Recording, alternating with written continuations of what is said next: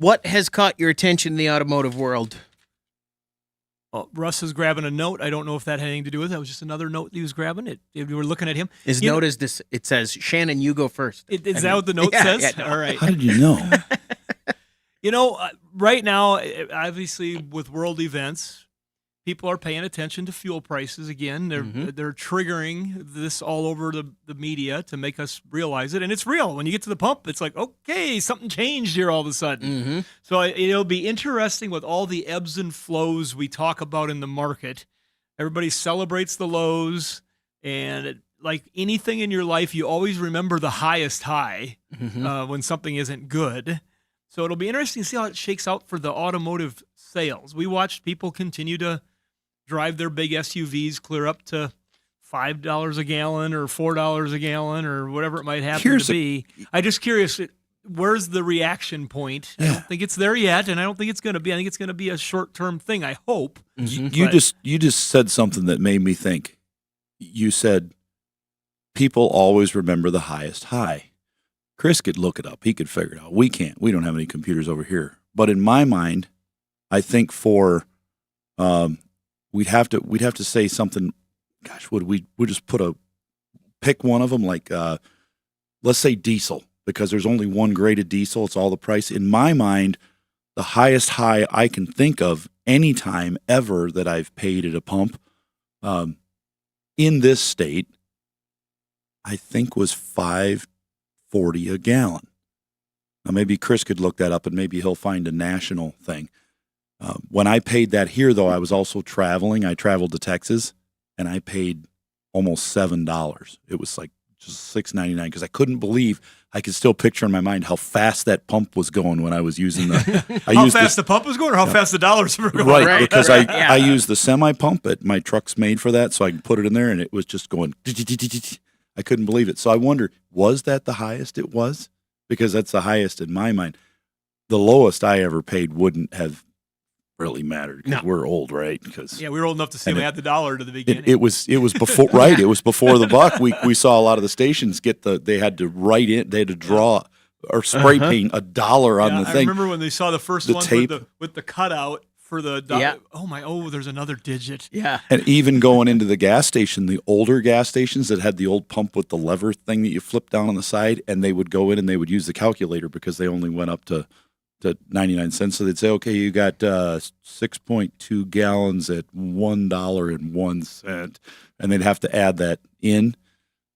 I just came back from Hawaii, and in Maui we had to fill the rental car before we left, and I bought the lowest grade because it was not my vehicle. There you go. Did I say that out loud? Yeah. No, it was the right grade for the vehicle too. It was a Jeep Wrangler with a 4-cylinder. And should we guess, Chris? Guess the color of the. Yeah, it's a pretty easy guess. I think, but I had there was 3 to choose from. They're all the same color. There's your clue. But $4.78 is what I paid at Maui before we went back to the airport. And that's pretty typical. I actually thought that wasn't crazy for being out on an island and for the islands, the one close to the airport. Those are usually well, that was 20 miles out. Okay, that wasn't like right next to it. Okay, a lot of places they don't build them there anymore. There's one gas station in Florida on the road you take to the airport. It's the last gas station, and it's always the highest price every time. By 20 cents or what do you think? 80 cents. Oh, wow. It used to be that way at DFW. And then, like, when we went in there, you're like, do you need to get gas? I'll get it before we get there. There's like 8 gas stations there now within a quarter mile. There was just one for years, and it was always way high. My wife would say, you got to get gas. I started looking at the rental car, what they charge sometimes, and a couple of times it wasn't They're not too bad. It wasn't that far off. I'm like, I'm not going out of my way. We did the same last time. I'm just going to pay, because it was in the grand scheme of things, it was like $6. Yeah.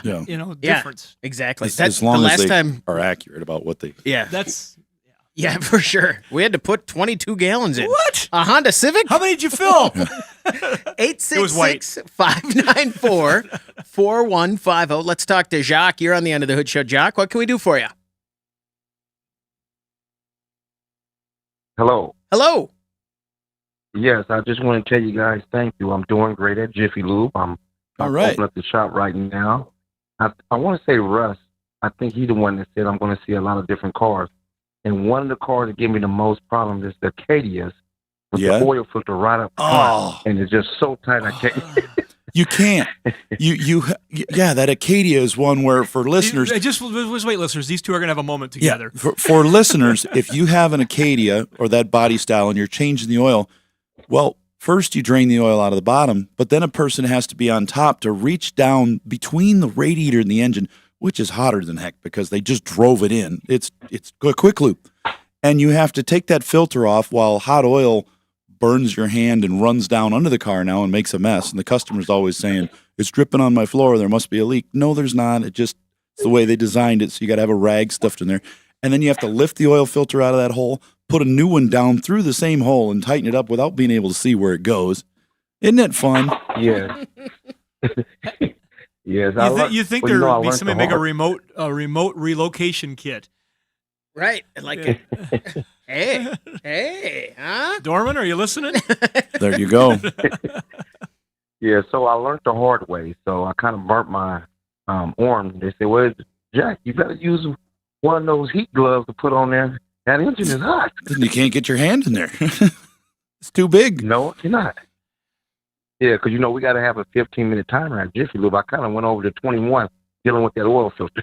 Well, that's probably going to be one of the hardest ones you're gonna find. It still amazes me knowing cars the way I do that sometimes it takes me 2 or 3 minutes to find an oil filter on one. If I hadn't done it in the last 6-8 months, I'm like, where do they put the oil filter? I'm looking all over. It's like, well, maybe it's on top. And I let the car down and I look on the top. No, it's not there. I'm looking again. I'm like, it's got to be here. Oh, it's right there in front of me. It's been there the whole time. It's covered in dirt because we get all the snow and slush. So it's everything looks the same. Not underneath. colored bright anymore. It's usually blue or orange or white, but nope. It just blends right in and it's behind the shield. Well, Jack, you got to make sure that you are not the one that causes some of the insurance claims that we see. Yes. Driving into the pit. Just real quick, this is going to be interesting to listeners, I hope. What are your guys' safeguards? What are your double checks that you do to make sure that it doesn't happen, that you have somebody leave there with a no fill? What's the systems that you have in place there to make sure it doesn't happen? Well, we always have to double check. Since I'm upper bay tech, my lead tech always come right behind me to double check, make sure everything is tight. So is there an audible like tight below? I mean, what do you have cues that you do? Or I hear them saying stuff when I haven't went to one for a while. No, but what do you do? Yes, we do. Okay, soon as we come in, we'll say signature service, bay 1, bay 2, or bay 3, depending on which bay we pulling in. So after everything, and I tell them clear the drain, bay 1, he gets the drain. Since it's a top oil filter, I deal with that part. Then we'll signature off back again, and I'm clear to add. Clear to add. Since I'm upper bay, I got to add the oil, stuff like that. Yep. But it's verbal cues, because when I've listened to a couple of them, you can just tell there is a definite system, and I'm assuming it's mandatory to avoid bad problems. Because if you guys don't get the plug back in tight, or you don't get the oil in, you got a big problem.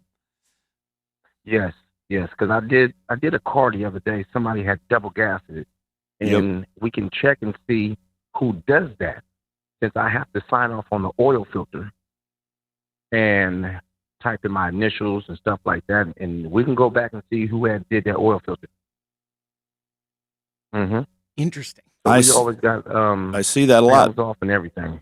But people may not know what double gasketed means. What happens is if you take an oil filter off the car, sometimes the rubber gasket, the O-ring that's stuck to the old filter, sticks to the car because somebody put it on without oiling the surface first.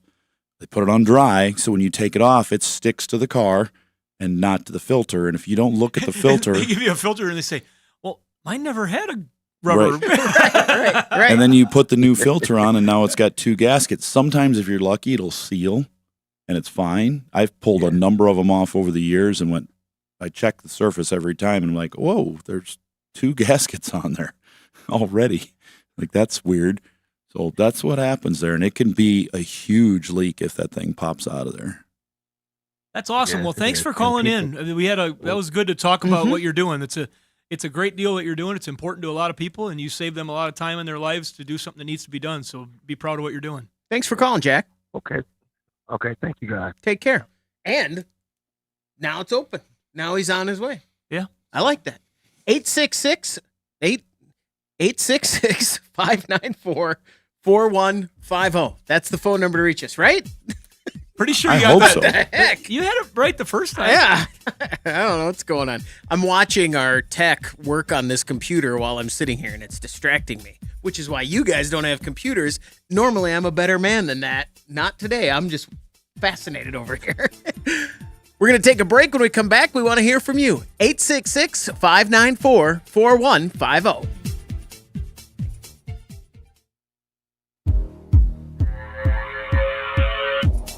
Three friends talking cars. You decide if they know what they're talking about. This is Under the Hood.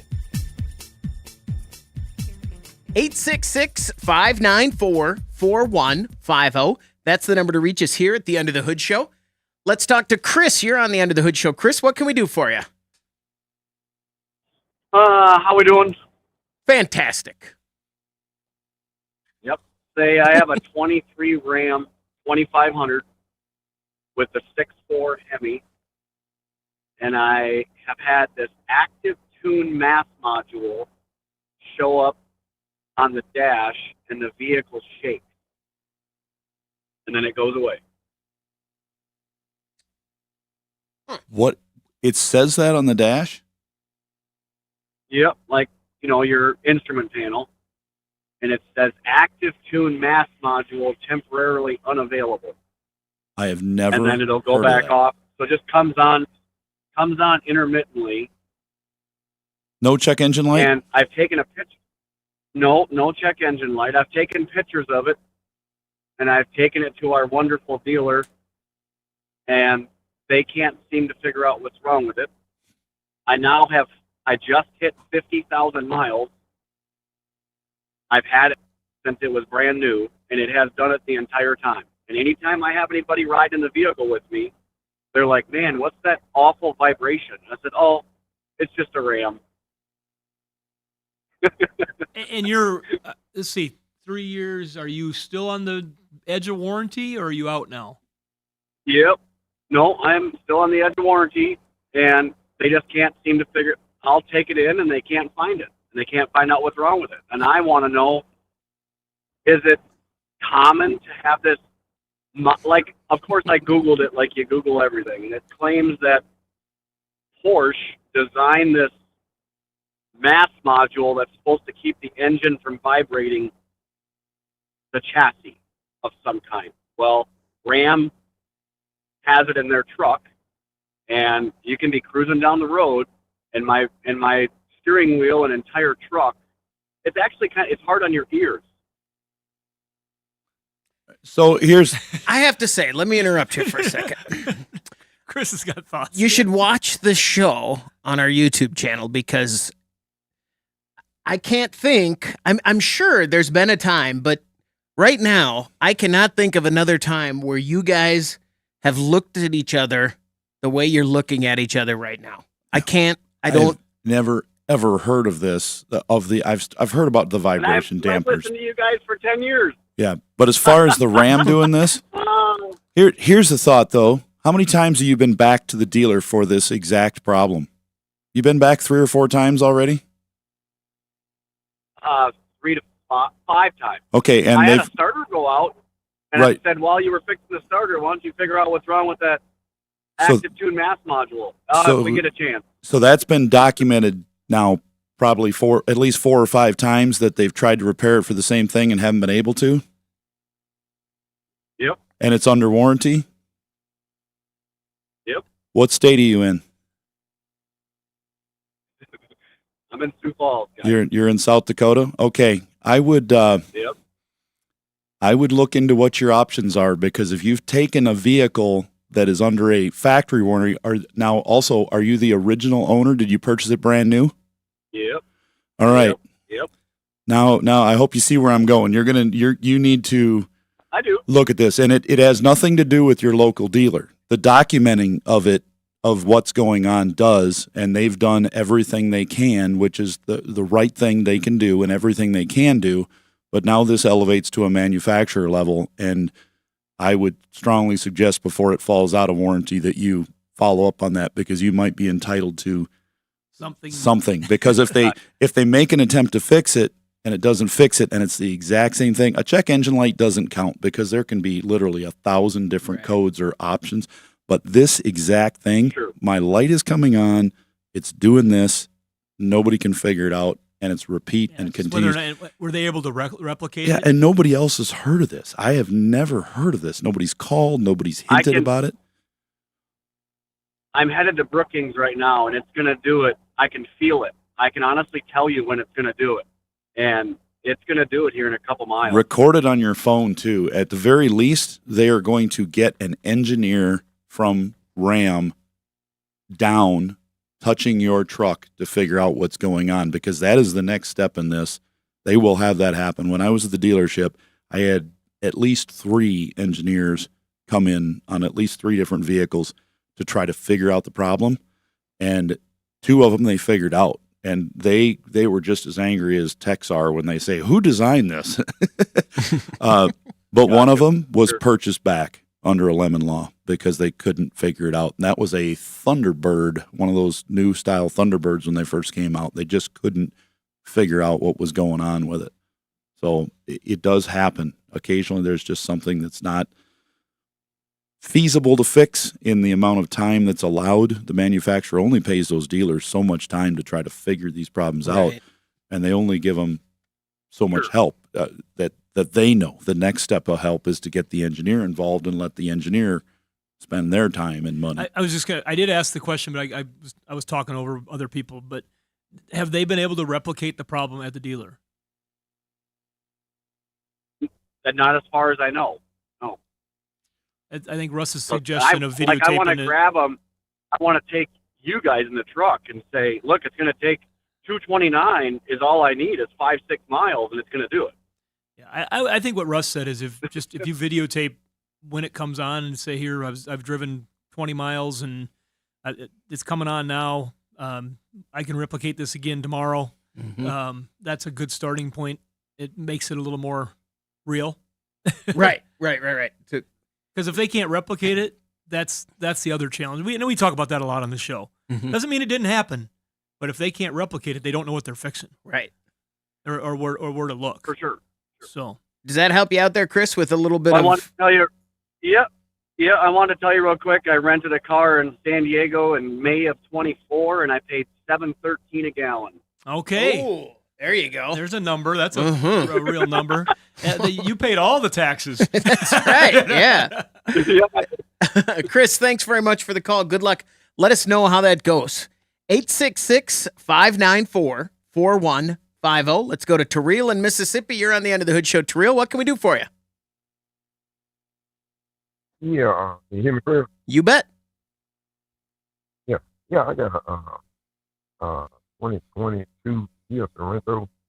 I'm trying to figure out if the fuel rail sensor bad or the high pressure fuel pump bad.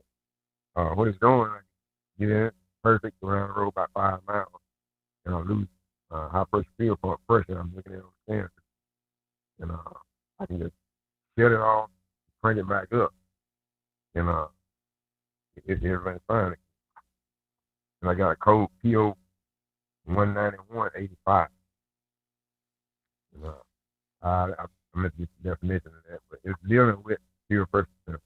Yeah, out of range. I'm just trying to figure out, the sensor is bad. It can just send the wrong signal to the ECM and shut it down, or I could have a bad fuel pump. I'm trying to figure out which one. Well, what we know about these cars, the fuel pumps, I have not had to put a fuel pump on the Kia or Hyundai engine with this high pressure fuel pump model. I have had to install at least a dozen fuel rail pressure sensors on these cars. So I would lean towards the sensor. The pumps and all the high pressure rail pumps I've seen, I don't believe I've ever seen one where it would lose its high pressure, you shut the car off and start it back up and it'd be fine. I have seen the fuel rail pressure sensor, though, fail. You shut the car off, it resets for a second, you start it up, and then it's fine. And you could continue to do that. So I would lean more towards the rail pressure sensor than the actual pressure. The only way to measure it is to unscrew the rail pressure sensor, get a high-pressure measuring device, meter, in there between the sensor and there to find out for a fact what it is. But most shops don't have a sensor that'll measure thousands of pounds. Trail, thanks very much for the call. Good luck. 866-594-4150. That's the number to reach us here at the Under the Hood Show. And you should go to our YouTube page and comment on the show there. We're live on YouTube right now. We're giving away from Advance Auto Parts a DieHard 73-piece roadside emergency toolkit. So go comment on the show on our YouTube page, and you'll be entered to win. We'll be back on the Under the Hood Show. With over 2,000 episodes and over 200 stations, Under the Hood has the knowledge to make your car feel good. This is Under the Hood. 866-594-4150. That's the number to reach us here at the Under the Hood Show. If you subscribe to our YouTube page where we do the show live and then sign up for the Under the Hood Show fan club, become a hoodie at underthehoodshow.com, you could win a hoodie. Like Gerald Hoskins, congratulations for everybody here at Under the Hood and our friends over at Universal Technical Institute. Find them at uti.edu. Mm-hmm. Everything mechanical they can teach you about. And they're getting ready to open up their new campus in San Antonio where they have the aviation school as well. So for mechanics, that is, not for flying. But right. Anyways. And Berkeley One Classics celebrating over 50 years of collector car coverage. Check them out today, berkeleyoneclassics.com. I got a message from a listener that says they have a CNC machine. I should get one. The little, they have a smaller one. Yeah. Did Did they invite you over? And I'm like, yeah, I got some ideas. Let's go. I want to get and then the laser cut. He's just got a laser cut. The only thing is all the things I want to do are just things I just want one of. Like, if I could do that, that'd be neat. But there's no benefit to it. The sucky thing for me is your whole life you work with all this stuff. You know people that have things at big shops and stuff, but it's not like it's a free for all to work on it. When you finally get to the age where you can afford a few of those things, and you retire and you put all that stuff in your shop, or you can do those things. Now you only got a few years left to enjoy those things, and then you're dead, or you're too old to use them. So you're like, do you even get them? It's like, your buddies are like, boy, I wish we had these when we were young. Right. It's like, well, here we are now. It's like, what do you want to build? Nothing. I'm too old. Like a pool table. With a Kids CNC machine? Kids move out, you get a pool table, and then you're like, I got a pool table. I'm thinking I want to move one in now after the kids are gone. Of course you do, but that you won't use it because you won't have anyone to play with. There you go. You'll just be like, now I have the pool table. He never invites us over, so Yeah. he never has. Have the. I had What it's gonna say. I put in the ping pong table. I thought that would be fun, but all I did was destroy my children in ping pong. I was undefeated. Are you Marty Supreme? I'm that good. Yeah. Yes, I am. I am that good at ping pong. Have you watched that movie yet? No, not yet. I haven't either. 866. That's a challenge, by the way. Anyone? I'm Really? in. You the Ricky Bobby of ping pong? Yeah. 866-594-4150. Let's talk to Don in Pennsylvania. Don, you're on the Under the Hood Show. What can we do for you? Hey, guys. Long-time listener and becoming a normal caller here on the show. Indeed. This is a 2008 Chevy Tahoe, the $1 Million Tahoe. Mm-hmm. So after I talked to you guys, I was going down the road, and the engine started getting louder and louder.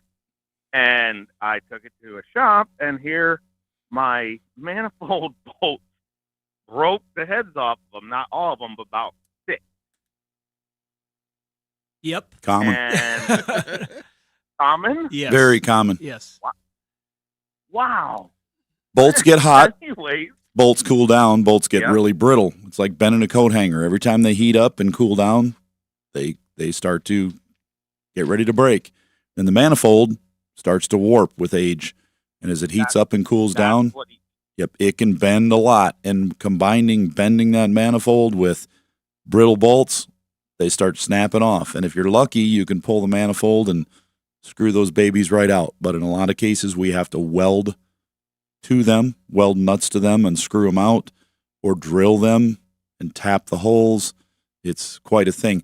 There is a reason that you can go to Advance Auto Parts and ask for a set of Dorman manifold hardware.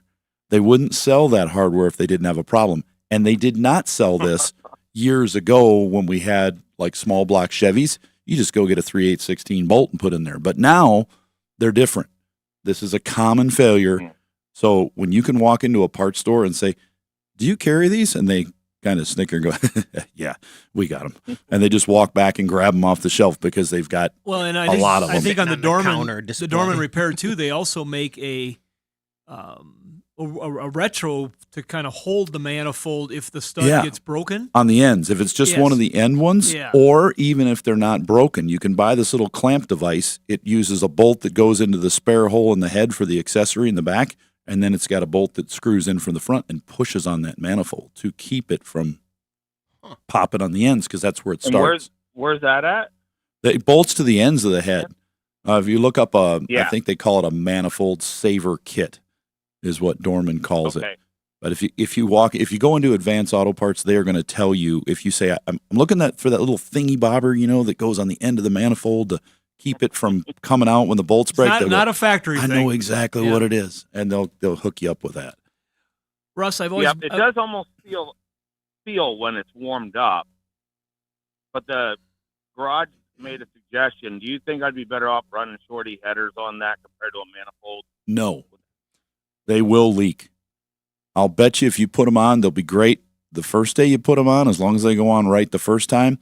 But after they're on there for a year, you're going to have a problem. The bolts continue to come loose on those things as they stretch with age. They're not actually coming loose; they're just stretching a little bit. So then they'll have to be tightened, and it's an ongoing thing with those. So I would not suggest that. The best way to fix those, we have found, is just putting on a set of manifolds. We have on a small block, the 5.3, the LS style engines, we have not done them a second time.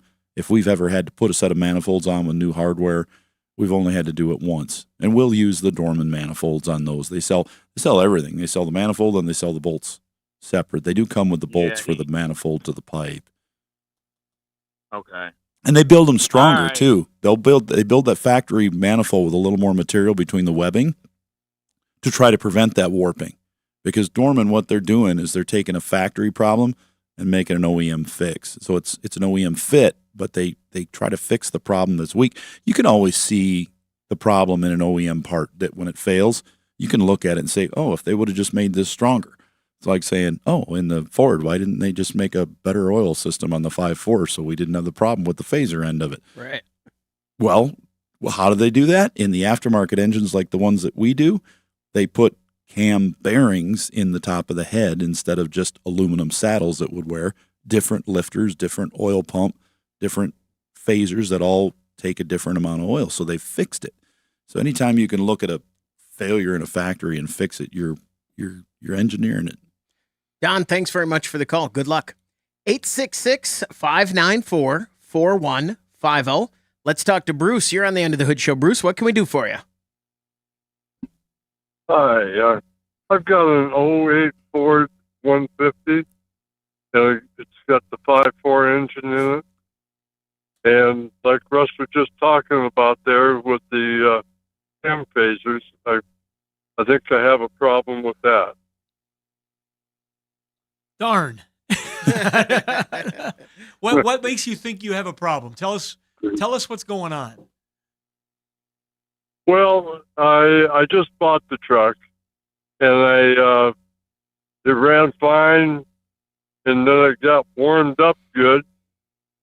Drove it about 30 miles, and then it started to miss and clattering, and so I shut it off and stuff there. I just gotten home with it, and so I didn't know exactly what was going on, but I dumped the oil on it, and I've got a lot of plastic filings that came into the oil pan. So I'm assuming I'm losing the tensioner or something up front. The guides, that's where your plastic is in that engine. The tensioner shoes and the guide. So you probably have some tensioners that are getting really weak. The chain's slapping around. It's eating up the guides. So, at that, how many miles are on it? 186. Okay, this would be more of a candidate for a replacement engine than a repair. If it had let's say 100, between 100 or anything less than 150, I would say this would be a pretty good candidate to put a lockout kit in it where you just remove all that stuff from the front and you put on your new chains to fix the ones that are worn, and then you put a lockout kit in which eliminates your phasers. And then that thing could keep going a long way yet. But with the miles you have on it, if the truck's still in nice shape, the trucks are still selling for good money when they've had updates done. Yeah. So I would say put an engine in it. Did you, So when you bought the truck, though, you bought it as a good running truck, you hoped, obviously? right. Mm-hmm. And how many miles have you put on it? Not very many. About 40, 50 miles is all. This is not uncommon. I would have to bet that probably half of all the engines and transmissions that we install in our shop, the people tell us, I haven't owned the car more than a few months. And most of the time, we look at it and we'll tell them there's no way anybody could have known this was going to happen. It was a sudden failure, and there was no way around it. But there's a small percentage that we know for a fact somebody had to have known about this. And where Bruce just said, there. I just bought a 08 Ford pickup, there was probably somebody else saying, I just sold my 08 Ford pickup. Yeah. What he has, if it's to the point now where once it's thoroughly warmed up, it makes that noise, unless a tensioner gave way, because we don't usually see the plastic in the oil on these. Usually the phasers are acting up first. So unless a tensioner gave way, that could have been an immediate problem that just occurred now when you owned it. There is a possibility, though, if it's been the phaser issue, it's been doing it for some time. Like could have been 6 months. Yeah. But I think from what you're telling me about plastic in there, though, sounds to me like it probably just had a little looseness in the timing components and something broke. And you may have just got the luck of the draw that it just happened after you bought it. Because we don't see plastic in it. Is there a danger of that plastic getting into the main bearings and stuff? Well, it's already if you're getting it, draining it, it's already getting into the pickup screen of the oil pump. So it's going to clog it. And you'll see that when the oil light starts to flash when you're driving it.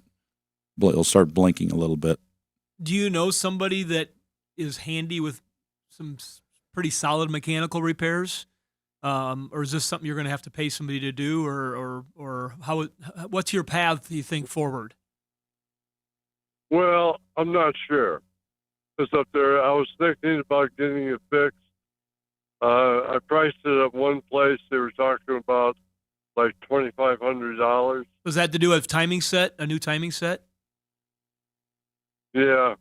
I assume the phasers too. Yeah, I think I'm going to repeat what Russ said. You could have a situation where that truck has been well cared for, and for whatever reason, the timing chain got loose. And now that it's loose, it's kicking around in there, and it's beating up that plastic, and it's putting it into as shrapnel. If it ran good before that, and it's still holding, and they do a manual oil pressure test on it, and it's still holding good oil pressure, you might investigate that, because that $2,500 could be well spent. But if the oil pressure is starting to drop and it's low, then you're better off not spending the money, would be our advice. And then you tell yourself it was a catastrophic thing that happened by chance to just make yourself feel better. Let's make it feel better. Yeah. And if there's anybody you bought it from you could ask about this, you might just ask them. Yeah. Bruce, thanks very much for the call. Good luck. That's a tough situation. 866-594-4150. You're listening to the Under the Hood Show. We're going to take a break. When we come back, we want to hear from you.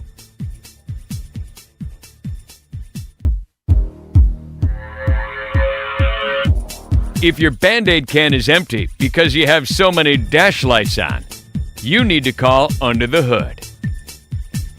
866-594-4150. That's the number to reach us here at the Under the Hood Show. Let's go to Alabama and talk to Andy. You're on the Under the Hood show. Andy, what can we do for you? Hey, good morning, guys. Can you hear me? You bet. Go ahead. Awesome. So my daughters and I are restoring our old Jeep here, and made a lot of great progress.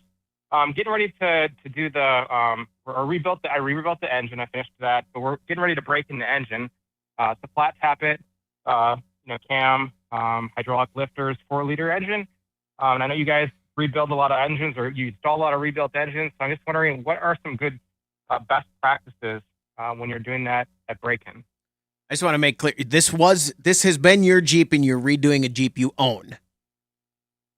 Correct. Okay. I just don't want any surprise. I always feel better. And I want to clarify something that, certain words you catch and just kind of hook onto it, and then your mind has to connect to the situation, and you're like, does that make sense? Am I getting older? But restoring a 97 Wrangler. Yeah. Yeah. I think I just got old. Yeah, right there. That's 30 years old. Yeah. That caught my attention. That'd be like doing a 1960 when you first started. Wouldn't have been that long ago where somebody called in and say, I need to fix my 97 Wrangler. Right. But they're restoring it. Right. So, that's fun. That's awesome. Well, when you're working with those flat tappet cam engines, we've seen local experiences where people put a lot of money into stuff and then had problems because they didn't put the right oil in or follow a good braking procedure.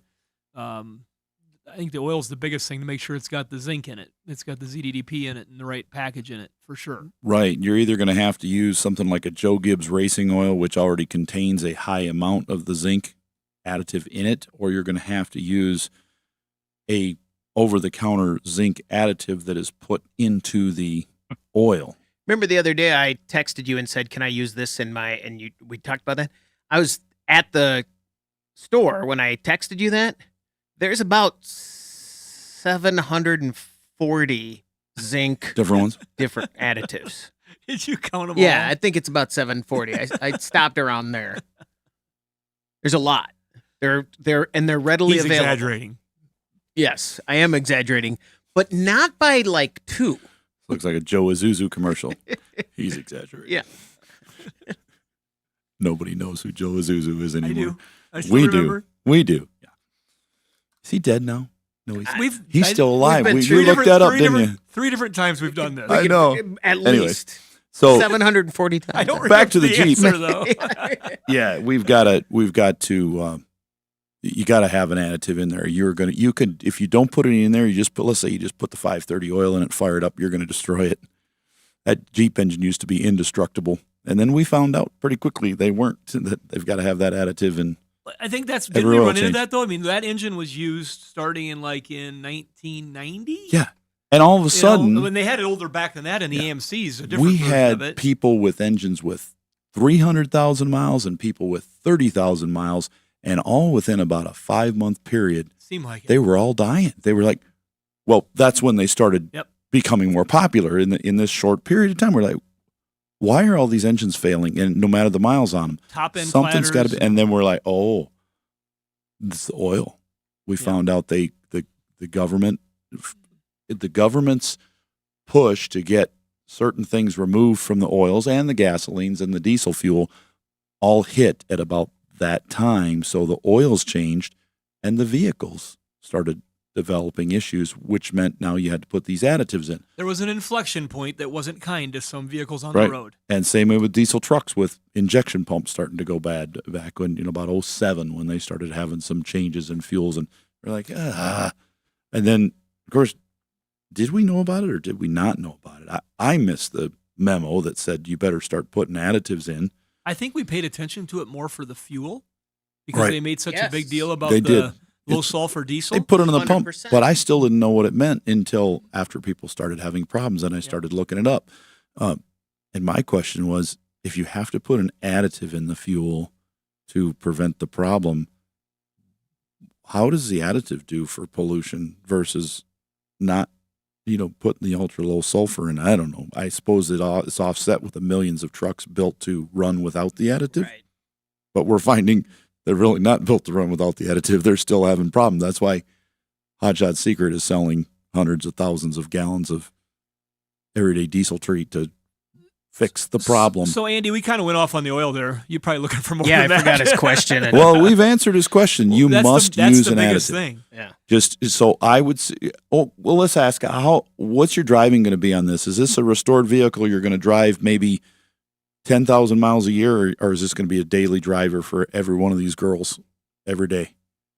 Probably just me tooling around. Yeah, 6,000 to 10,000 max. Okay. Not really a daily driver. You gonna but jump maybe it at all? 3 days a week, 3 seasons. Dukes of Hazzard. Yeah, jump it. That's where it makes a You're difference making to some me. Alabama assumptions Yeah. here. No. I'm making restored Wrangler assumptions. I want to get that thing off a ramp. They don't jump well. They were in Georgia, Dukes of Hazzard, not Alabama. I know, but just in the Pretty South. close though. I would say if I was going to be using this in that case, more like a Berkeley Classics type thing than an everyday driver, I would probably use the Joe Gibbs racing oil in it all the time. Just run it and not worry about additives because you've already got the additives in that oil. It's high zinc. It's made for this or another equivalent. That's just one that's available at our local. Some of those guys. oils have other additives that are good Yeah. for storage too. Yeah, so look at that versus if I'm changing the oil every 3 months, 3,000 and putting, just regular 530 in or whatever it's asking for and putting a can of additive in it every time. What do you suggest for drive cycles when he starts it? When he first gets it going? When he first starts it, it depends. People have all kinds of opinions about Yeah, this. with the right oil in it, it shouldn't matter that much. It's not like the old engines where we had to fire them up and run them at 1,500 RPM for the first 20 minutes and shut them down, let them cool off, and we did so many things to get seat those. the rings. And Yeah, we did a lot of stuff, but now like this 4 liter, I think you'll be fine just to put the right oil in it and run it. Oh, look at all the remans we put in. We put in lots of these, and we put the right oil in it and run them. No problems. Does that help you out there, Andy? That does. Yeah. Thank you very much, guys. You bet. If you put the racing oil in it, don't you drive it different? It doesn't make it faster. I know it doesn't, but I would remember that. Just in the back of my head, I'd be. We used to think that. I would be on the big tires make it go faster. The louder exhaust always makes it go faster. he can only ramp it with the right oil. That's what you put that racing oil in it. Next thing you know, you just a little bit, just getting the tires That off the front ground. axle will snap if you ramp that Wrangler. I'll tell you what, a quiet car with the right engine, even with small tires, will far outpace a car with a loud exhaust and big tires that has a poor engine in it any day. 866-594-4150. We only have about a minute left. Reminder to go to our YouTube feed and comment on it. All you have to do is comment. We'll enter you to win from Advance Auto Parts a DieHard tool set. So go to our YouTube channel and comment on this episode of the show, and we'll get you all entered in there to win that DieHard tool set from Advance Auto Parts. You drove a Wrangler when you were in Hawaii. I did. Did you ramp it? Did you jump it? Did you do anything fun? No, we took one road, though, to get up to our hiking spot that was, I wish I could remember the name of it right now where we went, but it was 14 miles of complete 10-mile-an-hour twist, and the last 7 miles were gravel. Uh-huh. And so we were glad we had the Jeep Wrangler. I put it in four-wheel drive. Were you a little nervous even? No. Okay. My wife was sick of me turning back and forth, and I was having too much fun doing it. Yeah. Yeah. But it was great. Hour 2 is coming up. 866-594-4150. You're listening to the Under the Hood Show.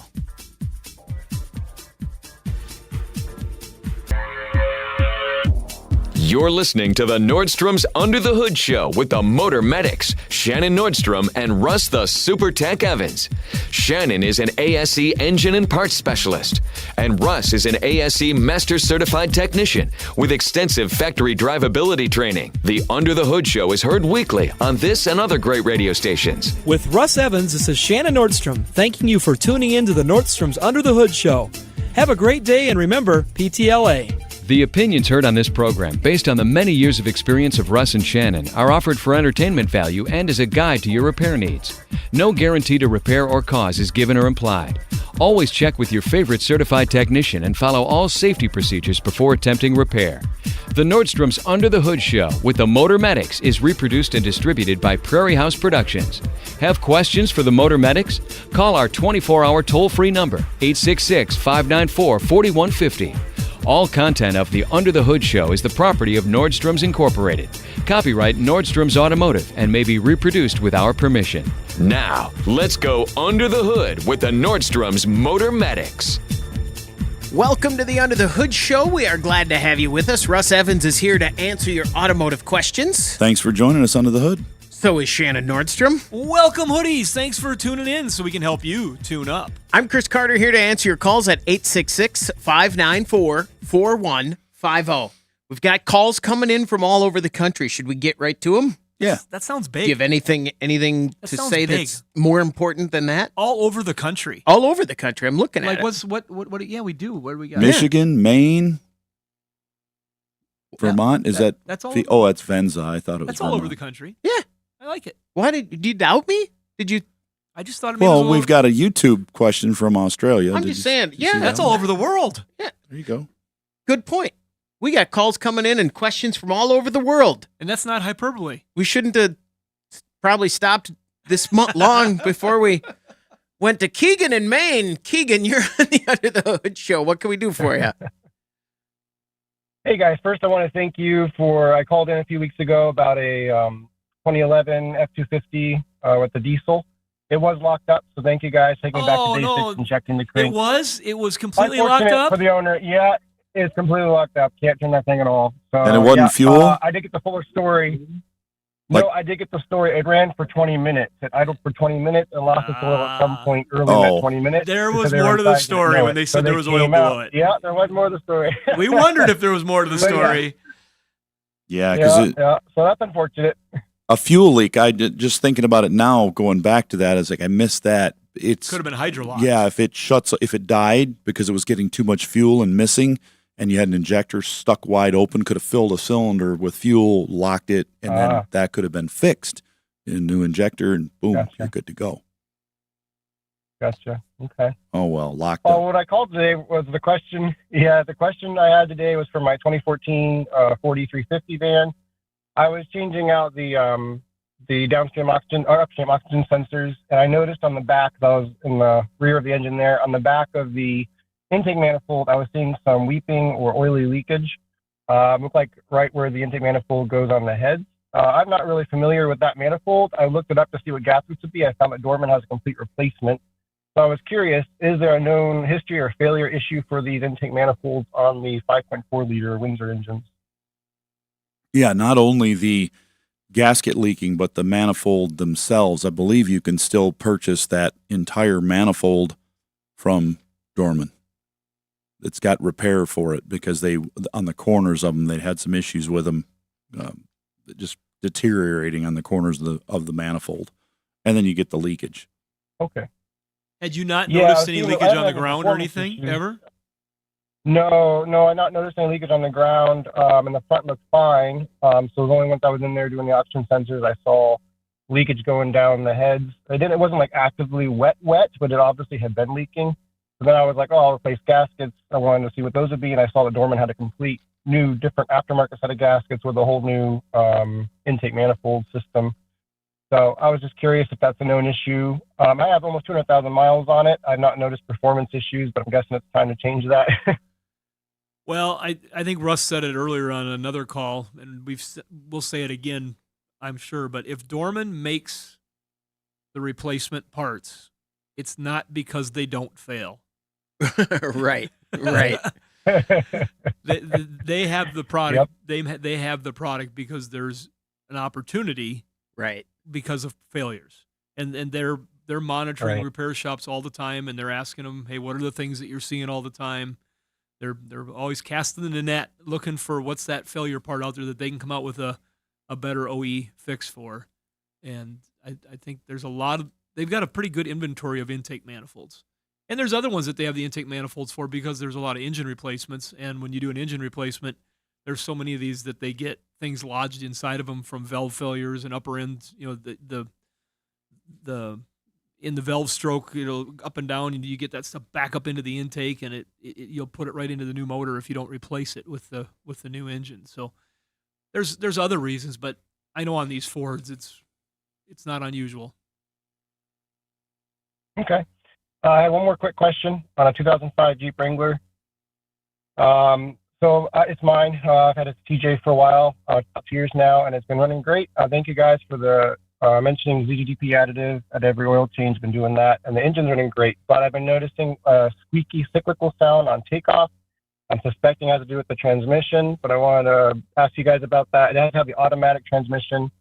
My fluid level looks good, but it's on takeoff. At first, I thought it was a U-joint because I had like the quick cyclical, quicker than the tire rotation, and only went on takeoff from a dead stop, and then it would go away and run fine. But then I also started noticing an idle, that same squeak every so often when I was idling on a light, almost like a misfire, but not quite like a stutter. And I hear that squeak very lightly, the same exact squeak, not nearly as loud. And it's progressively gotten louder. So I was wondering, does that have to do with the torque converter, bearing in that area? It sounds like it's mechanical. There's no blackness in the fluid. Well, put the thing in gear, try forward and also try reverse with your foot on the brake and the gas. And just start off very lightly first and then a little more and play with it and see if you can get this noise to duplicate without the vehicle rolling at all. If you can get it to duplicate without, if you could. It doesn't duplicate in neutral or park. Well, it had to be in drive to do this.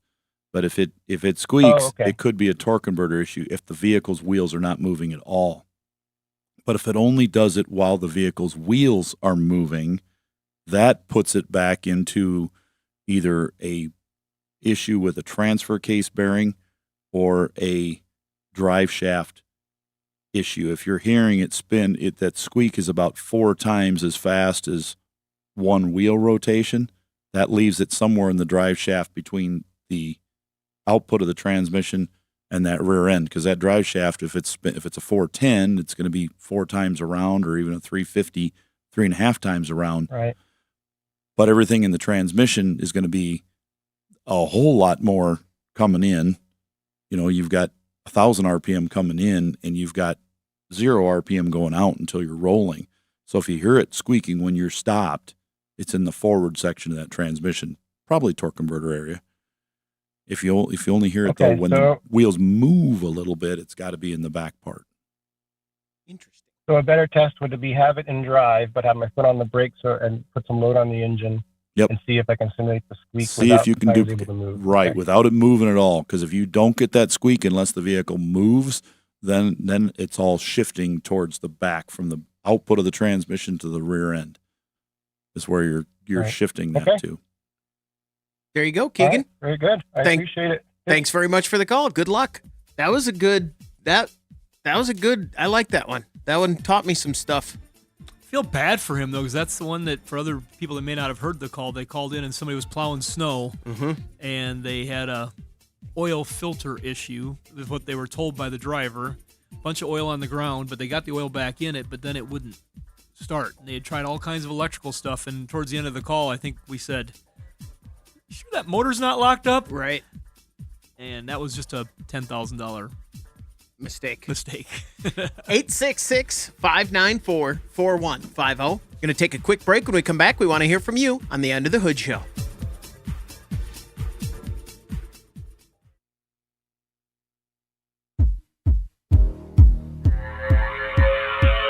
Car feeling ill? Don't want to spread it to your wallet? Call the Motor Medics for free advice.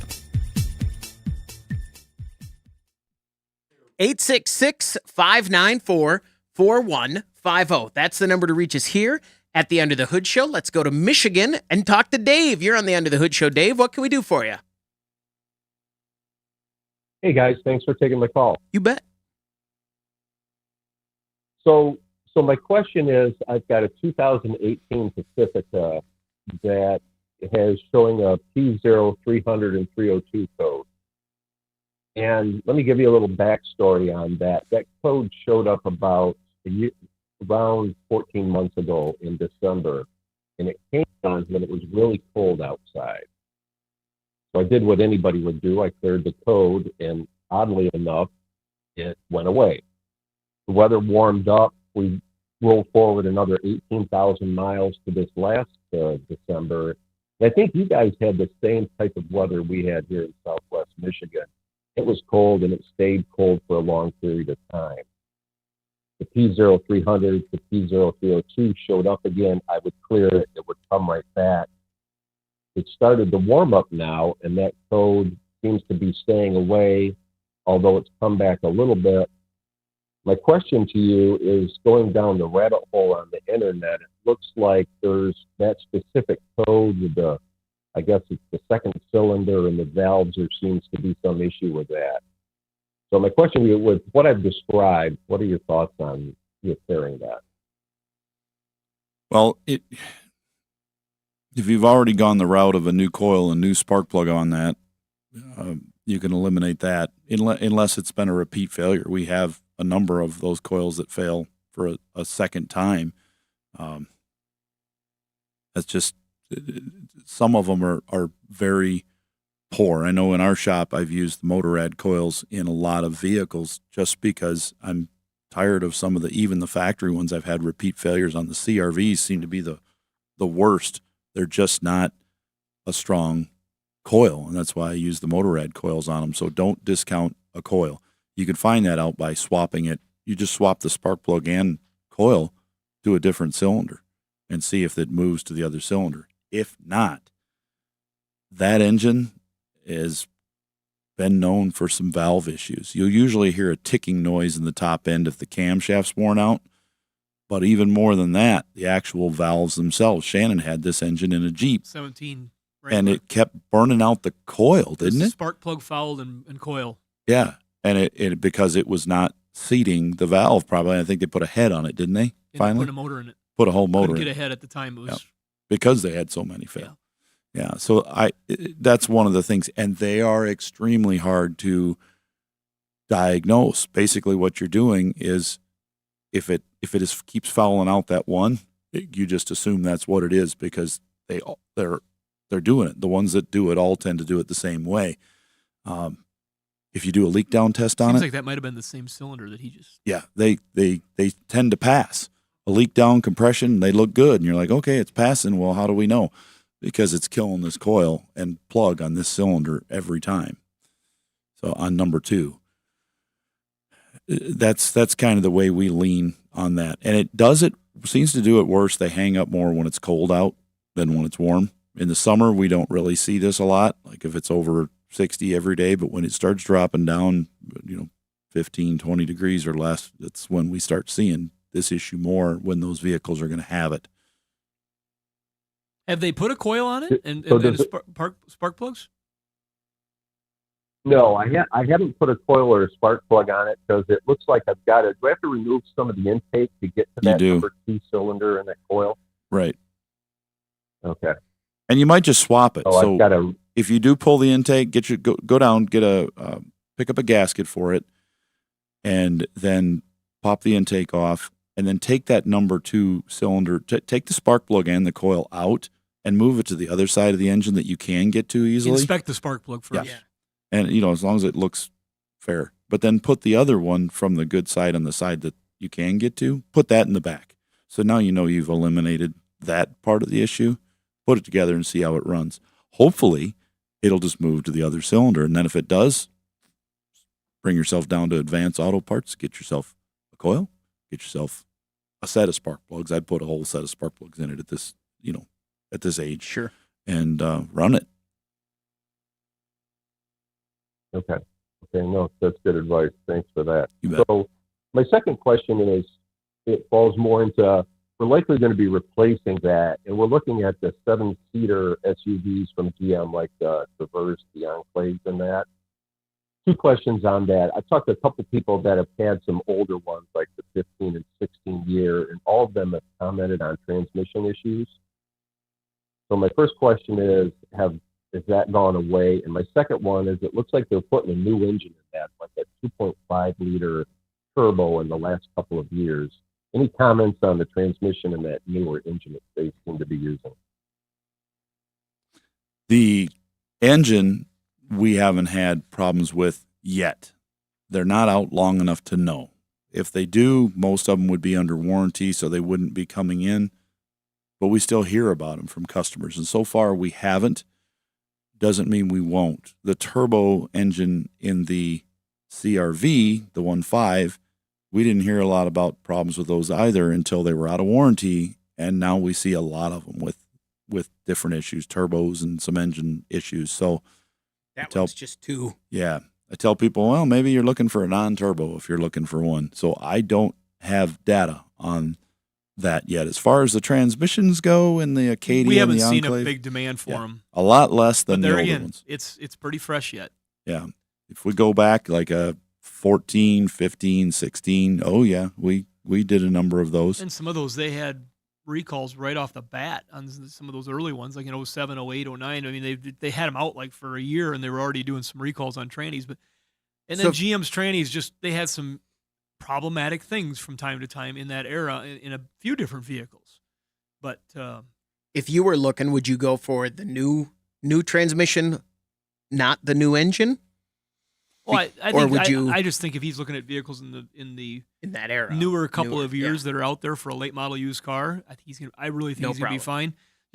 I think Russ was starting to go down this road, but if you buy one of them now that they're using the smaller displacement and a turbo to give you some amazing power and good fuel economy, do understand that you probably have a different maintenance interval on your spark plugs than you would ever imagine compared to the V6 that you have now. Now, he might have a maintenance level for a different reason. Right. But as a rule on those, you can go 100,000, 80,000 and not ever worry about it. But a lot of these new turbos, they're talking 40,000 miles, put spark plugs in them.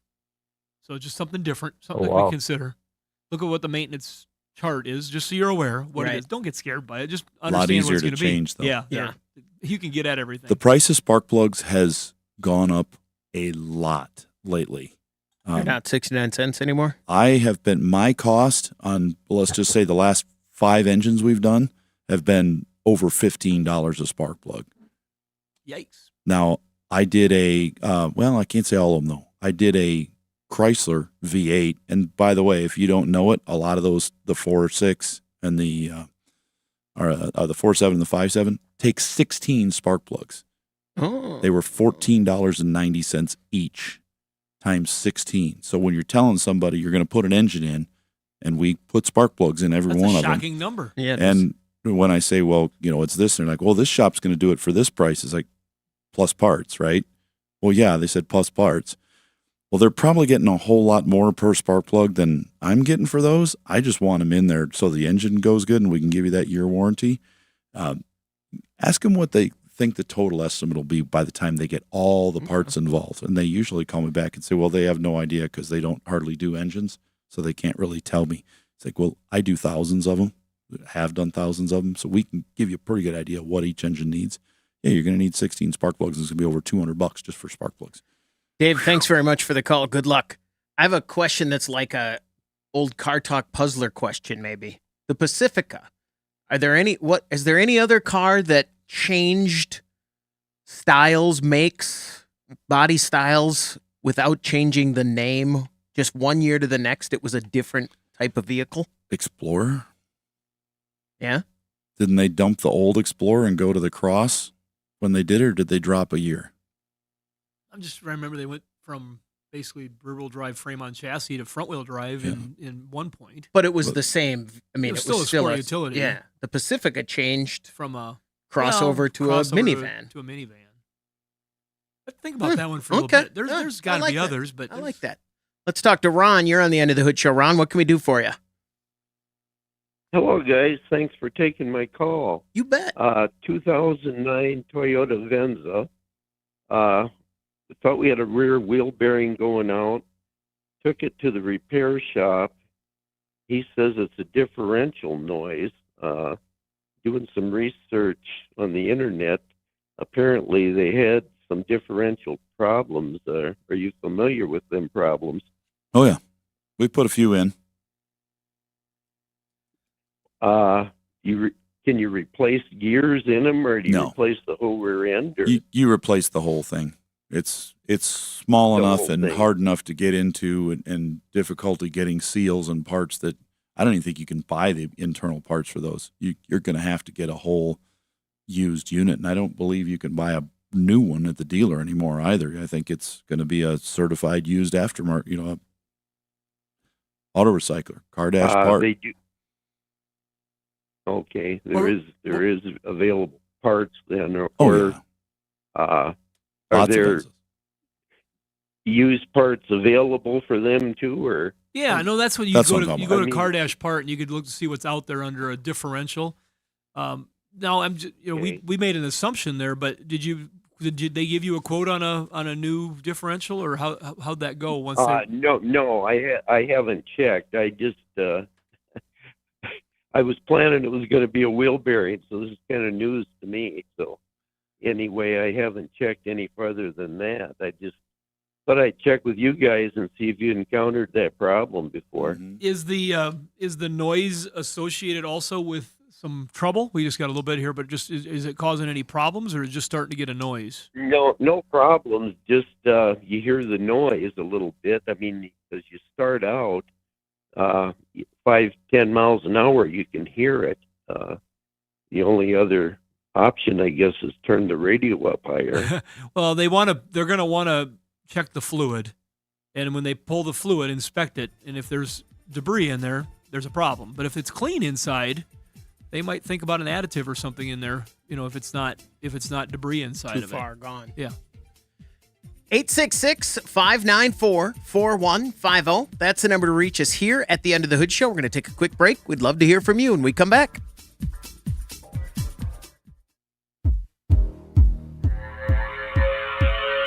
If it needs more than duct tape, you need Under the Hood. 866-594-4150. That's the number to reach us here at the End of the Hood Show. Don't forget, if you miss an episode, you can find it wherever you get your podcasts, and you can watch the show on our YouTube channel. If you subscribe there and join the Hoodie Fan Club at UnderTheHoodShow.com, you could win a hoodie. Like Michael Bobo, congratulations everybody here under the hood, and our friends over at Berkeley One Classics celebrating over 50 years of collector car coverage, and of course Universal Technical Institute. Find them at uti.edu. 866-594-4150. Let's go to Iowa and talk to Grant. You're on the End of the Hood Show. Grant, what can we do for you? Grant, are you there? All right, let's put him on hold, see if we can get back to him. Let's talk to Byron. You're on the End of the Hood Show. Byron, what can we do for you? What do you think there, Russ? Well, let me tell you. Byron, are you there? All right, we lost him. Well, Byron's got a 13 Traverse. He most likely has a transmission problem. We don't know this for a fact, but making some assumptions here. Those GM vehicles, we had that call earlier with a newer one. They were asking about a transmission, so that's why I kind of went down that road. Probably shouldn't do that. That's a bad assumption, just to tell somebody that has called us for help that we can't talk to that they probably have a transmission problem. That's probably not good. No, yeah, right. Yeah, it's probably this. Ooh. That's just a bad thing. We don't want to do that.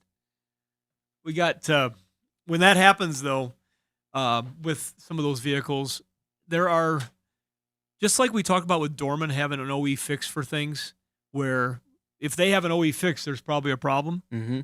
That same thing applies to transmissions.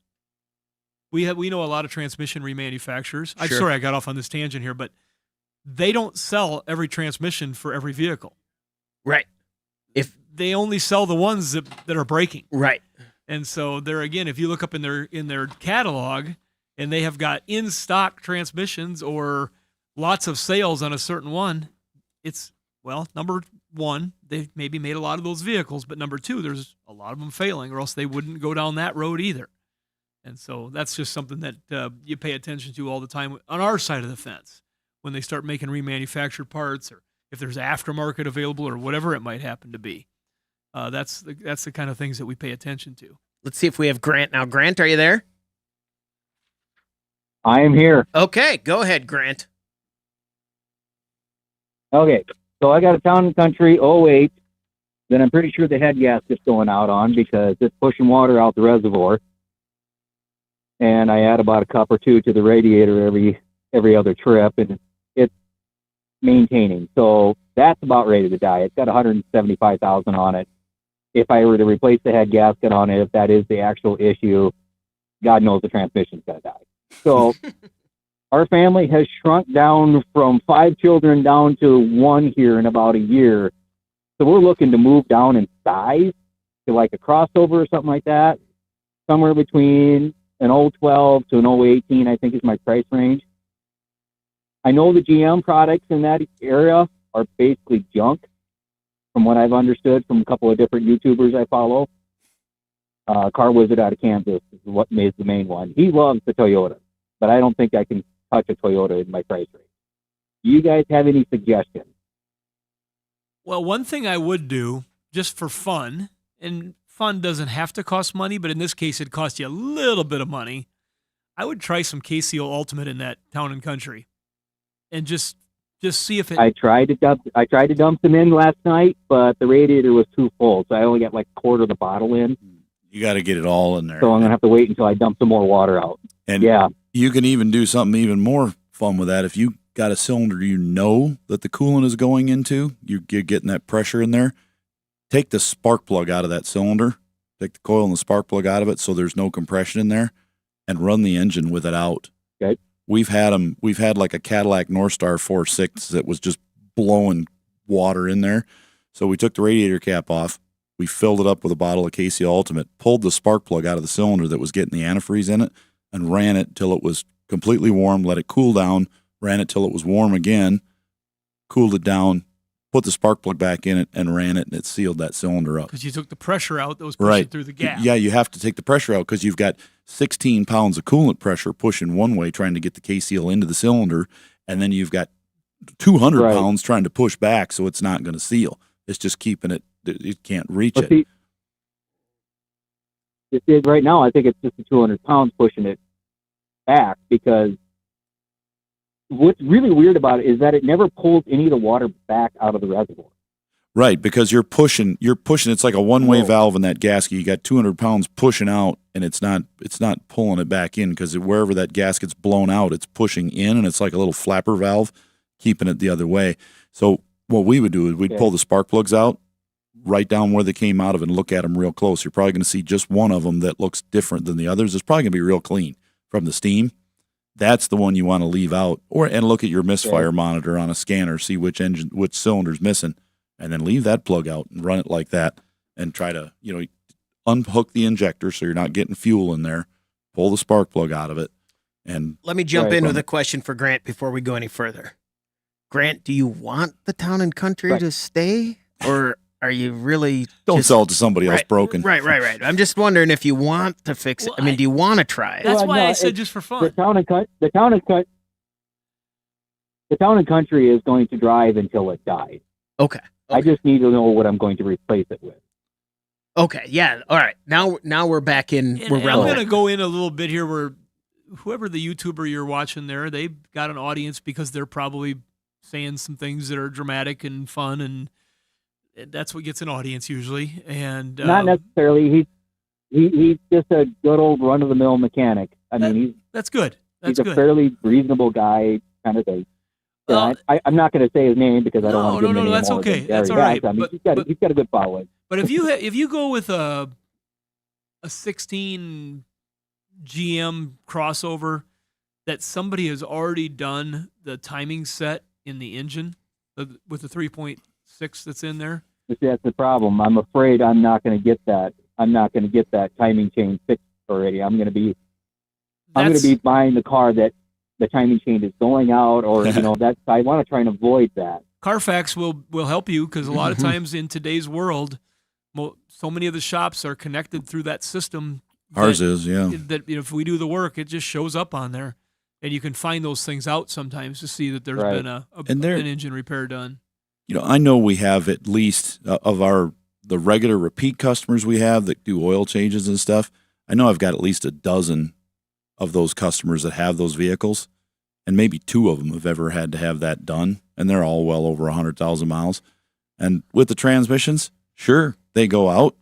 I could say they're all junk, yes, but if every one of them was, we wouldn't have any to sell here at Nordstrom's because they'd all be sold because we'd sell every one. We have them for sale in our inventory, and we pretty much specialize in one of our biggest things we do is engines and transmissions. We have every make and model in our shop. It can be a Toyota, it could be a Ford, GM, Chrysler. It doesn't, Honda, Audi, Volkswagen. It doesn't matter. We have all of them roll through. Our friend Jeff just called us and wanted a quote on a Sienna van, all-wheel drive, fairly new, and it had metal in the... I was going to let you know, he just called me the other day and said it was covered under warranty. They did some digging and found a special campaign coverage that paid for it. Brand new transmission. Yeah, they were lucky because it's going to be wow. That was a Toyota Sienna van, and that's a van that I would recommend to people typically. Yeah. It just had a failure, but we do see a lot of failures, but like I said, I just don't, it's not overwhelming. There was a time where we had an overwhelming number of Chrysler transmissions back in the late 80s and early 90s that would just 100,000. I got a problem with it's bad. They just were. And we had head gaskets that were always bad on the old 3.8 Ford cars and vans. They just went bad. Yep. But with these transmissions, if you owned an Acadia, I would say probably 2 out of 10 are going to have a problem at some point in their life. That's 20%, but 2 out of 10, and they made like over $1 million a year with that transmission model of vehicles. So that's a lot. I guess what we're trying to say, we're not completely scared of the domestic stuff. I'm not, but I want to see what it looks like. Get a pre-vehicle inspection. What does the condition of that transmission fluid look like? Has it been fixed? Scan it. Yeah. Has it ever had one put in it? Yeah, the vehicle inspection and looking at, and the Carfax reports, we brought this up before, they are really good, but they're not the be-all, end-all, because there's certain repair shops that don't report to the system with the system that they use. There's certain states that they may not have the DMV information at the same level as another state, or maybe not at all. They've got really good coverage, but I wonder what their numbers are that they brag about. I would just say, as a person on the radio talking to people, there's probably a 10 to 20% gap in coverages of what's put into that system because they just don't have the relationships, or people have done it on their own, or they're part of a private fleet. There's different, not all the information ends up in there. I mean, obviously their goal as a company is to get every connection they can get. And we use the heck out of it at our dismantling facility to be able to look up vehicles. And we've told people that too. If you're going to buy an engine and you're going to buy it on the internet and it's a broker of some sort, first I would be very cautious if they're not able to show you the vehicle they took it out of as their own and the VIN number matches. But run a VIN check on it. Make sure they're telling you the truth on the miles. Make sure that you can see anything you want to do about it. It's a tool that costs a few bucks. It's at your disposal nowadays that I would not have recommended that strongly 15 years ago. Gotcha. Does that help you out there, Grant? Thank you, guys. Appreciate it. Yeah, great to talk with you. And let us know if that K-Seal experiment works. Because sometimes they talk about it in their marketing. Sometimes they're just too big of a gap. I mean, there's too big of a hole, and it's not going to work. My heater core in my 79 Trans Am, it didn't fix because the corner of the heater core is most likely corroded out. I didn't open it up yet. I'm not going to probably. I rerouted it. But the water pump tiny leak that it had, gone. Took care of. 866-594-4150. We're going to take a break. When we come back, we want to hear from you on the Under the Hood Show. 866-594-4150. That's the number to reach us here at the Under the Hood Show. We did have some phone problems if you'd called and gotten bumped off on the phone because it shut down. Try again. We're up, back, and running. You got something interesting over there. I do. Chris, did you ever get involved in the fair? Did you ever bring any projects for 4-H to the fair, or maybe something for FFA ever in your life, or your kids? Officially me, no. Unofficially, yes, every year I did one with my daughter. All right. My wife, she got a couple really nice ribbons. So what's the best ribbon you ever got? Oh, my daughter she was grand champion, went to the state fair So we're talking several times. purple ribbons. Oh yeah. Sashes. Yeah, the whole thing. Lots of rewards. Mm-hmm. Deserved and earned. Yes. Yeah. Also a few that my wife earned when she was real little, with some help. Soapbox derby? No soapbox derby. Pinewood derby? Okay. All right. I never. Well, I tell you what, never exceeded at that. I'm holding in my hand that a project that probably should get a purple ribbon. That thing is a perfect 4-H project right there. Yeah, it just happens to be. It happens to be from our hoodie, Craig, that sent us a packet that he prepared as a thank you gift because he called in and we talked to him about his Nissan hardbody. Mm-hmm. And we talked to him about his problems, and he'd already figured it out. He had a light problem, but he had restored the truck, and it was just such a good story. Russ decided to send him a hoodie, and as a thank you, I've just got a chance to browse through it. Mm-hmm. But there was a lot of time and energy put together on this packet, and it's really neat. It talks about stories of when he was trucking, stories of the restoration of the hardbody that he did himself, bought it new. And just a very nice, typed up, hand-signed thank you to the hoodies. And this is really, really, really neat. So I just wanted to say thank you to Craig, our hoodie with our hard body hoodie. Yeah. This is really cool. I can tell that you put a lot of work into this and spent a little bit money on glossy paper and printer ink. And if you had that, pick any of your cars, pick any of your Trans Ams, your collectors. If you had a folder like that on that vehicle that we're talking about, that Trans Am, what would that add to the collectability of it? It would add 10%, I bet you, with this kind of a trail. Mm-hmm. When you see that stuff at Barrett Jackson, people go nuts for it. Yeah, I've got one car that has a booklet like this that somebody else had put together, and it's very valuable. It stays in the car. Mm-hmm. And but this is about more than just the Nissan. This is about other things in his life, and very much appreciate it. And we'll all take some time to look through it. Absolutely. And thanks for sending that to the Under the Hood show. We really appreciate it, Craig. 866-594-4150. Let's talk to Chris. You're on the Under the Hood show. Chris, what can we do for you? Hello, gentlemen. I got a 15 Ram with the Cummins in it. It's got the 68 RFE transmission in it. Obviously, had a bunch of transmission issues. It's actually out right now, getting the transmission rebuilt. Overdrive went out, first, second gear, different things like that. What is something that's got 120,000 miles on it? I also have 3 more Rams, various years, that have the exact same transmission in it. Looking to see what we can do. They're work trucks. We use them to pull trailers every single hour of every day. Wondering what we can do to prevent transmission failures that prematurely on our trucks, I guess.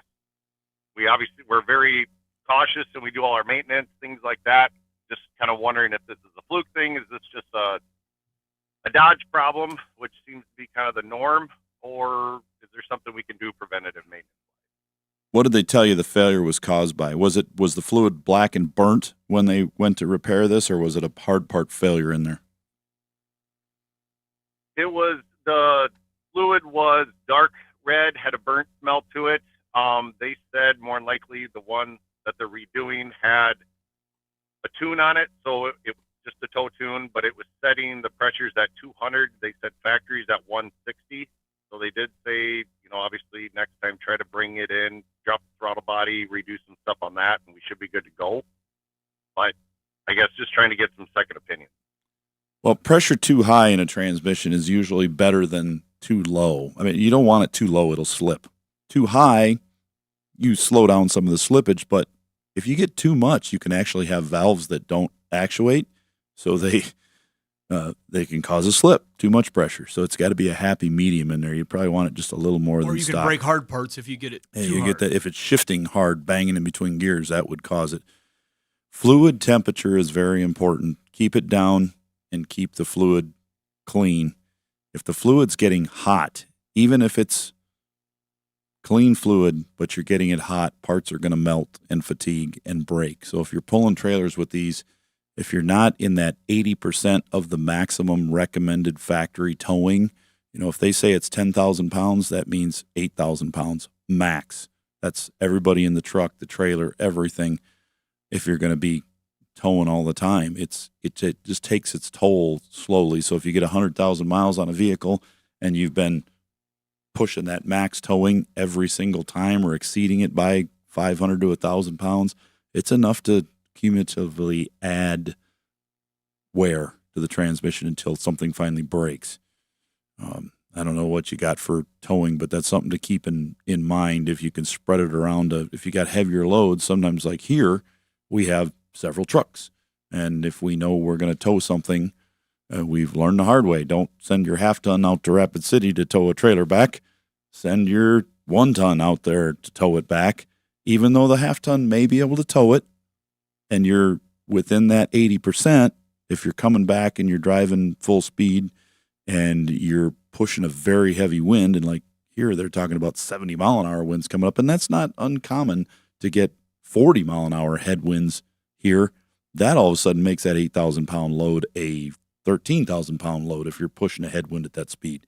So you could overdo it. So if you can switch out, a lot of it has to do with, it's like Shannon will say, it's not what you drive, it's how you drive it. What you got to kind of look at the load. And with employees, it can be hard. I mean, I've been an employee driving somebody else's vehicle, other than here where it's like the rental car. Shannon says, it's not my car. I just drive it, right? Well, here's the difference. I drive those cars as an employee, but I have to fix them.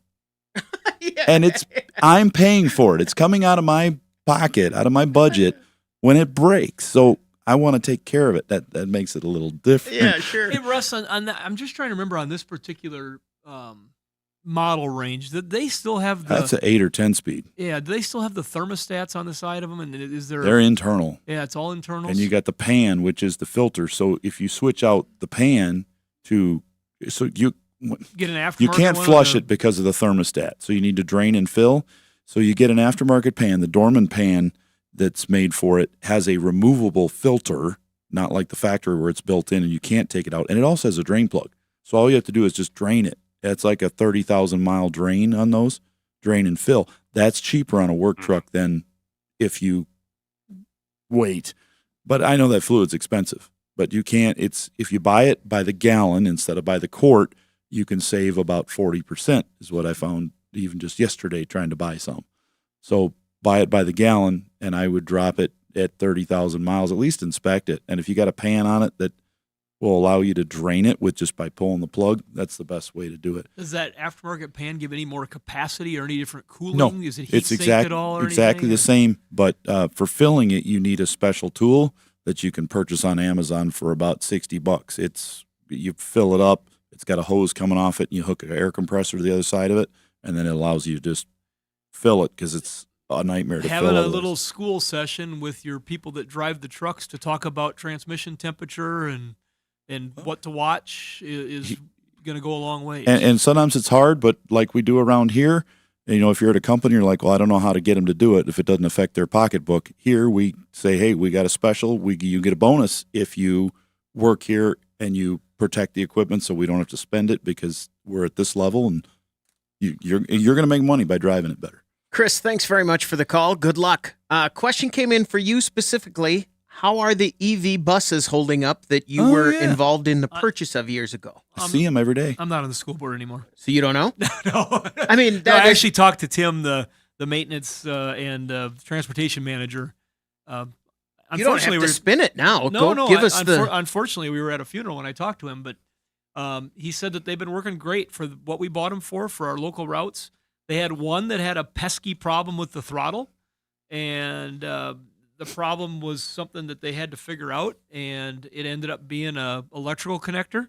Oh. And they're still able to get the information through a couple of the big fleet companies, but that particular company is only operating in Canada now.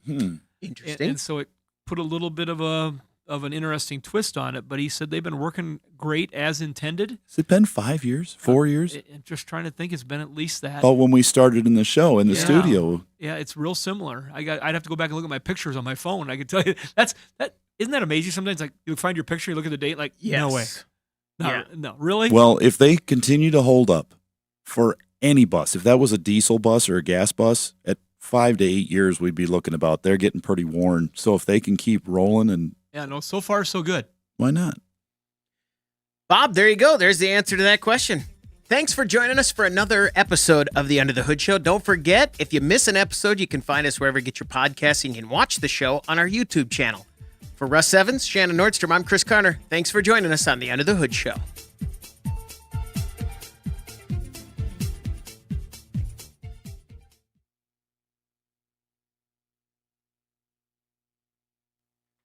All right, this is the after show. Probably going to be short if you've got a, so the electric school buses we were just talking about, we don't know how, we think about 5 years? Yeah. When were you on the that school That was the board? first, I just got off, this is my first year of not being involved in negotiations and all that stuff, so it's been a year. I got off in July of last year. And you don't have any more kids in the school district? No, we're done. Are you able to not care? No, I still care. No, I know, but not do you at really the same not level care? that I cared when I was on there. I mean, because obviously you're making the decisions and you're involved, innately with it. I mean, you care in general. Yeah, no, I read the minutes and see what happens and shake your head. See what our new board's doing, and they look like they're making good decisions. Say, and I wouldn't they're have done that. Yeah, well, I'm always going to think some of that. Yeah, because you got things that you were really engrossed in. Oh yeah, I suppose. Yeah. I mean, it's hard. You have editorial ownership, and So- that's always hard to walk away from sometimes. So when were you on that board? And I'm just trying to figure out when those buses came in, because that was a big deal. Well, I'm just trying to think. Paul, that fixes Teslas and forklifts, he was at our warehouse picking up the electric pallet jack the same day the buses got delivered, and so I want to say it's been 4 years. Okay. Is your phone buzzing right now? I can figure it out. Oh, okay. I know how I can figure it out. If this works right, here's a little test to see how good I am. I'm going to my photo library. I'm in the entire library. About 41,496 photos on my phone. Jeez. And I'm going to search the word bus on my iPhone. We just offloaded. There is 40 plus pictures of buses on my iPhone. Nerd. I just offloaded my photos because it was filling up the cloud. So we offloaded them. The whole cloud? Yeah. Yeah. And it has what has, I don't miss the pictures at all. But what I do miss is this. I miss the archive of it because I went to look for something for the same reason. Like, when was that? Let me go look. Oh, I don't have those pictures anymore. So I totally get that.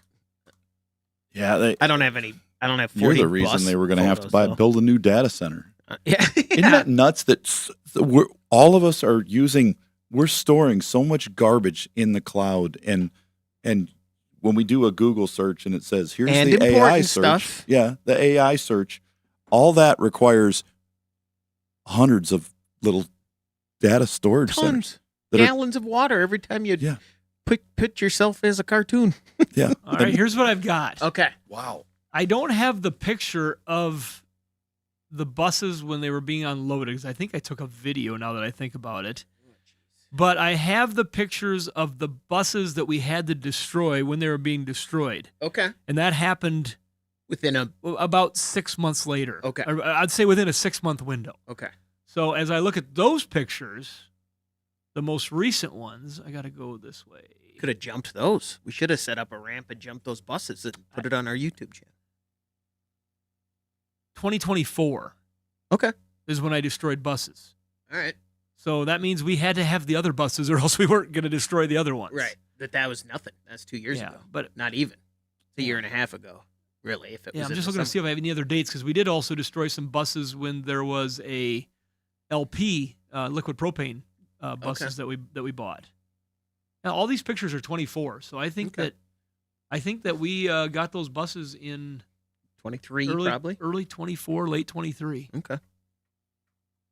All right. So and I'm talking to Tim. They had this one problem with the throttle, and the guy helped him over the phone diagnose it, and he said pull that plug-in apart. And so he had somebody else over there. Mr. Stotterer was over there helping him too, and they started pulling some plug-ins apart and just pushing on wires and They found one that wasn't quite crimped good. That you find that sometimes in that sort of stuff. Motorhomes, buses, campers, they're assembled.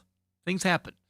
And so that fixed the problem. But they do know from another school district that they needed a windshield. And for the Lion bus, which is the brand that we have, there was not a windshield available easily. Okay. Because that, like I said, the United States operations went bankrupt. Okay. Along with a lot of other EV stuff. Mm-hmm. But they still have a presence in Canada, and there's a big fleet that bought their technologies, equipment, and that sort of a thing. They just haven't had to use it yet. Sure. So there's some caution signs, but we've been good so far. All right. There you go. Hey, anything else? You got something? I just thank you to our YouTubers. I mean, continuing to tell friends and others. We've watched our subscriber base grow, and we appreciate that. And if you're watching right now and haven't commented, we are giving away, Advanced Auto Parts is giving away a DieHard tool set. So comment on this show, and we will draw a winner from everybody who comments. So. Yeah, and that sounds like a good kit. Sounds like it'd be a good thing to win. Mm-hmm. Yeah. You should always have a toolkit in your car and be prepared. I've got stuff that's been under my back seat that I've used when I always like, oh, that's right. I put for that other in there. people's cars. Yeah. Yeah. But it's always nice to have it. It's like, oh, that's right. I do have that back in my area there. Mm-hmm. Or else my old, the Charger, the Rugged Geek? Rugged Geek. I have one. It's still there? Yeah, I narrowed it down to, I have 2 left. I had like 6 of them. Mm-hmm. And it's been over a decade. So problems with them, or things other people got them? No, they didn't work for jump starting cars anymore. And it turned out to be just the connectors. So I have 2 with the connectors that will connect and auto detect and work. Oh, those are the newer updated ones that they had. And they'll start. But the other ones, all those were junk. I threw them away, and I still have the batteries. They still run the air compressors, so I can use them to inflate tires and stuff. But that's it. So what I did is, it's been, when I can think about it, it's spring and fall. I'll take the one I have left. I just did one Monday this week. I had a car that was a little weak that I was going to need to jump start. So instead of using our big one from the shop, I just took my Rugged Geek out there and hooked it up, and it started it right up. So I looked at it, still said 95% on it. So then I plugged it in and recharged it and said, this is good. Yep. This one's good. It's been tested. Yeah, and those kind of lithium-ion batteries don't usually just fail instantly like a lead acid can. So then I took it and did it with the other one earlier, and it worked. So I was like, okay, I have 2 that work right now, but really I shouldn't expect them to last 10 years. Right. I should really be thinking about just getting new ones at 5 years, but I got them. They work. I'm okay. All right. There we go. One more rabbit hole. When Russ said lithium ion, it triggered me. I'm having conversations with a company that has a method and an extinguisher that their videos are showing, and their testing that's been done as locally here as Yankton, South Dakota, have been able to extinguish an EV battery fire. Okay. And I'm going to be talking to them some more again on Monday, but it involves it's from some folks that were in the business of trying to use funding, public funding, government funding, to recycle the raw materials from the batteries. And in the process of doing it, they had enough fires where they were having things shoot, even in their water submersion, it would be shooting flames out. They were telling me different things. They started investigating and figuring out, and they created an agent that will subdue the flames and surround them and choke them. And so they've got something that, by what I've watched on video and by what they're telling me, is quite effective. And so they just got another big round of public funding, and we need to learn more because it's something we're interested in for our trade association. Sure. For our members to have something on hand as we're running across these. There's more and more of these vehicles that are going to be coming into facilities. They haven't stopped making them. Right. They're just not being mandated. There's still a lot of people buying them, still a lot of people driving them. There's a big old chunk of them coming off lease in the next couple of years that are going to be probably very affordable for people to buy and bring into the market. So we're going to probably see some sort of an acceleration in that. And we want to make sure that people have the right tools at their disposal, because we're worried about the ones that end up in trouble. They end up in a flood. They end up in an accident in a certain way where it compromises. Like our friends that had a fire in at their salvage facility and burned down a building, may be affected by a fork of a forklift that hits the bottom of a battery case and affects the cells and causes them to start off gassing and go into thermal runaway. So I'll keep you posted on that. Okay. Very, very intriguing, and we're continuing to talk to them, make sure that it's something that makes sense. That is certainly, no matter what, will be addressed. Will have to be addressed. Yeah, it's a huge issue. It's huge a huge issue.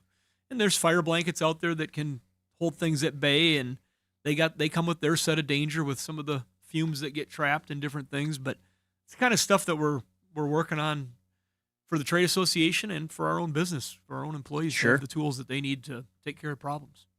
There you go. Thanks for watching the Under the Hood show. Thanks for being part of it. We appreciate it very much.